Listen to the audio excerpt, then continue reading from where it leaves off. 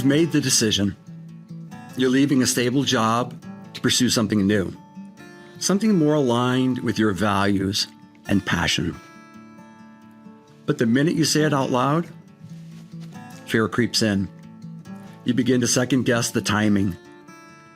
In fact, you start Googling jobs that pay well, even though this move wasn't about the money at all. Suddenly, your excitement feels more like anxiety.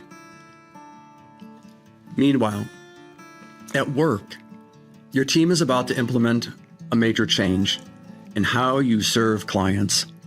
Now, everyone agrees it's the right direction to go, but the questions start piling up. Who's leading the project? What's the first step we should take? How do we know we're doing it right? Uncertainty shows up in all kinds of life situations. There's career shifts, relationship transitions, when you're pursuing big goals or making important decisions. In this episode, I'm going to be introducing to you a practical, flexible framework for navigating those unclear moments, the course method. It's comprised of 6 steps that help you turn uncharted waters into purposeful momentum. That's why this is a rethink moment.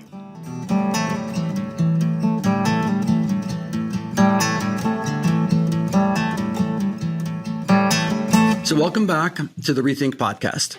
I'm your host, Dr. David Zierk. This podcast is where we step back, pause, and explore smarter, more connected ways to lead and live by thinking with connection in mind, which is exactly what is meant by the word rethink, relationship-enhanced thinking. That's what we're going to bring to life today. So let's get into it. Unfortunately, life doesn't give us maps for most of the decisions that really matter. Whether you're changing careers, redefining a relationship, restructuring a family, or even reimagining your purpose, there's no clear GPS, just a vague destination and a whole lot of fog. In fact, sometimes it can feel like you're standing in the middle of nowhere with no one around. But that doesn't mean you have to drift, feel stuck, or think that you're powerless. In today's episode, I'll walk you through the course method. 6 practical steps for transforming uncertainty into confident, intentional action. This framework applies to your personal life, your leadership, and your relationships. And it's built around one core idea. You don't need a full plan to begin. You need a reliable process. So let's start breaking it down. The course method is a roadmap for navigating uncertainty with insight and action. Now, fortunately, it mirrors the thinking, feeling, and doing cycle explored in a prior podcast explaining the conflict navigation roadmap, but expands it to help you make purposeful progress. Now, for those who know me, you won't be surprised to learn that each letter in the course method, COURSE, stands for a step. Seems like everything that I do comes down to an acronym, but this is one I really enjoy. So let me put the course model on my whiteboard. You'll see a wireframe containing 6 circles, each with a unique letter. Obviously, it spells the word course, beginning with the first letter, C. C stands for collect.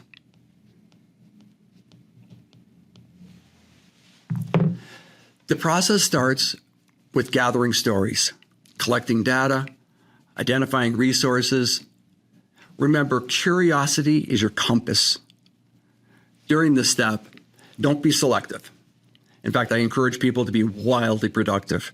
Turn over rocks, look in places gathering dust, and let your mind wander. This process can be accelerated by saying to yourself, remember when, and seeing what shows up. The purpose of gathering stories and collecting data is not just about understanding where you've been, but beginning to chart a path forward. So we're collecting information and stories. Now let's go to the next letter, O. O stands for organize.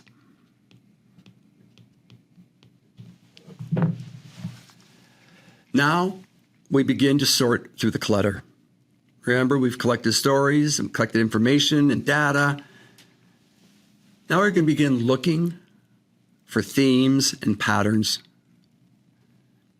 If each story and piece of data collected is represented by a dot, then we can organize them by connecting the dots.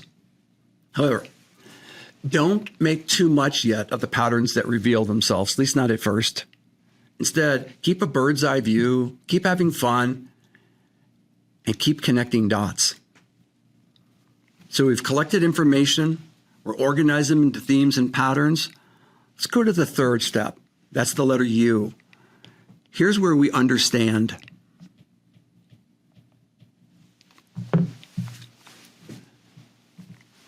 To understand means to identify what you think, feel, and do when you're uncertain, and what you assume others are thinking, feeling, and doing. This dual reflection, drawn from the conflict navigation model, brings emotional and relational clarity. Remember, we're interested in understanding the tug of war within you, the other person's external behaviors, and how these two forces collide to create conflict. The process of understanding themes and patterns leads to the discovery of something amazing. Triggers, intentions, motives. These are what I call the quiet realities that make humans interesting.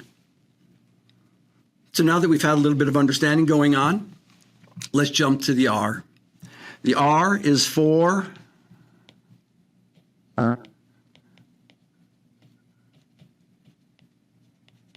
rethink. I'm going to write that again. Rethink.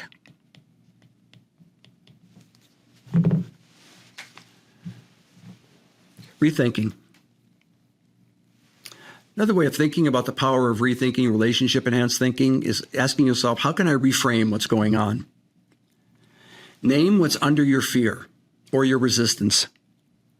Ask what the situation could mean. This is when I think psychology becomes fun. Shifting the way you perceive something promotes resilience and optimism. That's actually why Rethink was created. Consider the classic, glass half full, half empty example. This illustrates how perception shapes reality. Another example is the personality characteristic of introversion. This is often viewed as a person who is quiet, prefers solitary activities, and can be a little socially awkward now and again. But when we rethink introversion as a strength, the person's tendency, for instance, for introspection becomes a superpower for deep reflection and thoughtful decision-making.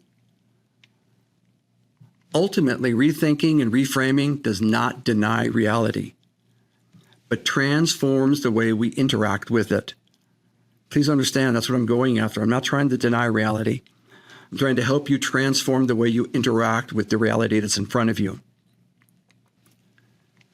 So let's shift to the next letter, S. S stands for skills. Identify what you need to grow. Examine what's needed to improve your confidence and your competence in handling moments of uncertainty. Now, I think it's important that your list of skills to be strengthened should not be long. In fact, I think the phrase less is more is a great guide. From the perspective of relationship intelligence, I can whittle it down to what I prioritize is intentionality, curiosity, flexibility, empathy, and self-trust. It's a nice short list. Pick one and polish it for a while. Amazing things will happen. Now it's time for the last letter. The last letter is E, and it stands for evaluate.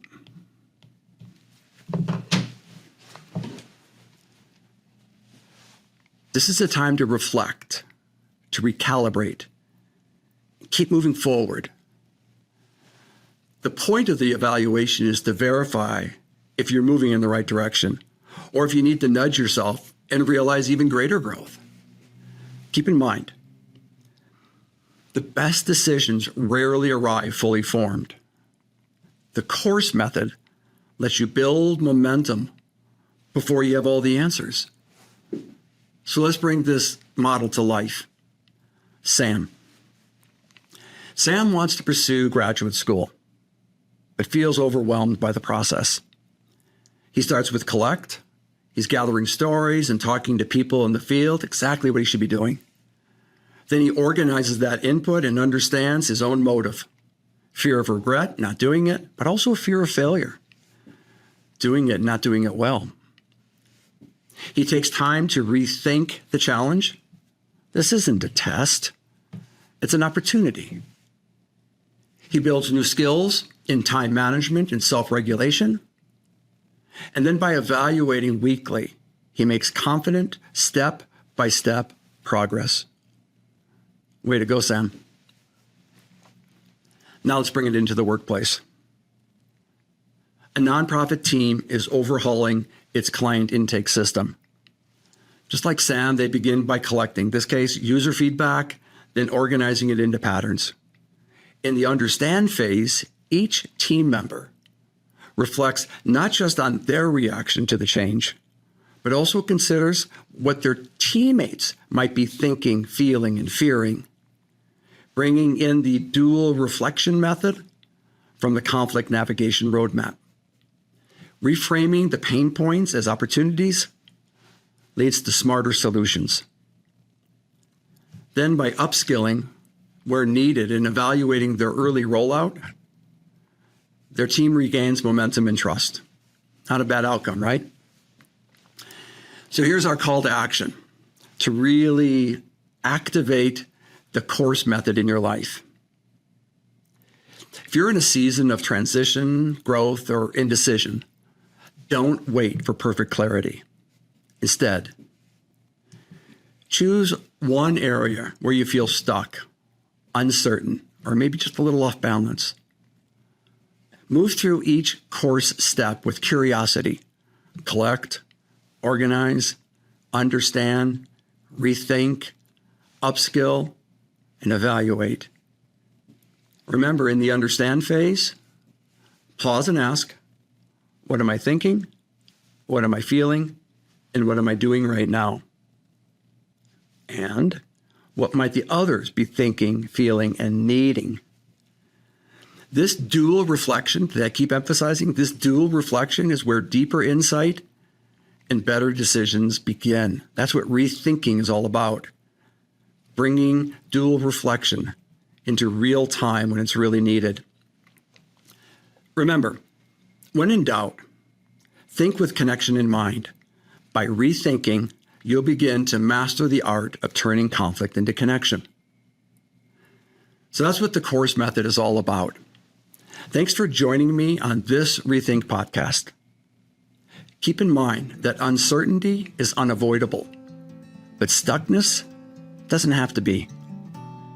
When you move with intention and connection, you create confident progress, one step at a time. Here's an offer. You can download the course companion guide and the conflict navigation roadmap by visiting davidzierk.com/resources to take this episode to a deeper level. Till next time, keep rethinking how you move forward, because progress doesn't come from certainty. It comes from courage.